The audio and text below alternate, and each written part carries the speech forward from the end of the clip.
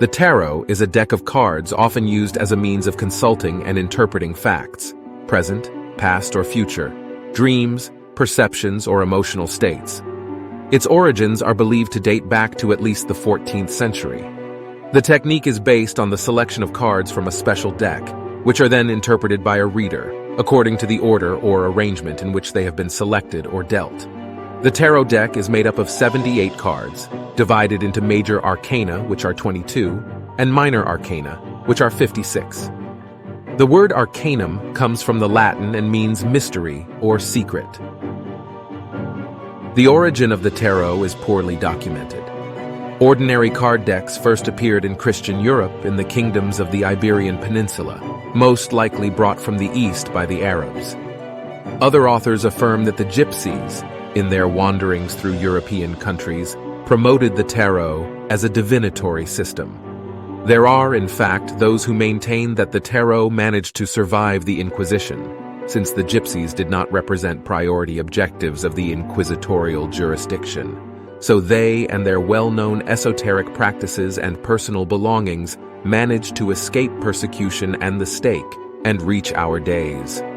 But it is true that the Gypsies arrived in Europe when the tarot was already known. But according to other sources, the author of the tarot was the angel Metatron. He is the head of the wisdom of the snake and was the prophet Enoch, of whom the Bible tells us. This great master lives in the superior worlds, in the world of Azalith, in a world of inconceivable happiness, according to the Kabbalah in the region of Kether, a quite high Sephiroth. The tarot is a book as old as the centuries, and is intimately related to the wisdom of the planetary gods. This book is the tarot card.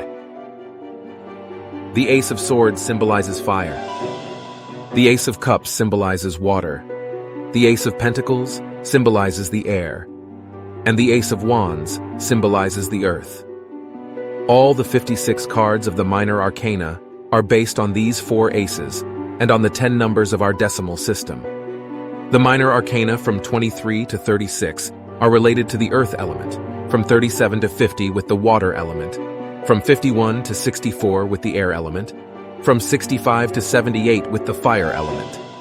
In the 22 major arcana, for example, a 4 of wands is nothing more than the arcana 4, the emperor, and the symbol of the ace of wands repeated 4 times. The same happens with all the 56 cards of the minor arcana.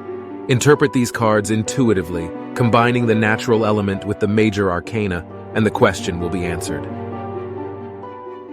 For example, a 6 of pentacles would be interpreted by combining the arcane 6 with the air element, or soul, symbolized by gold. This would say, one love.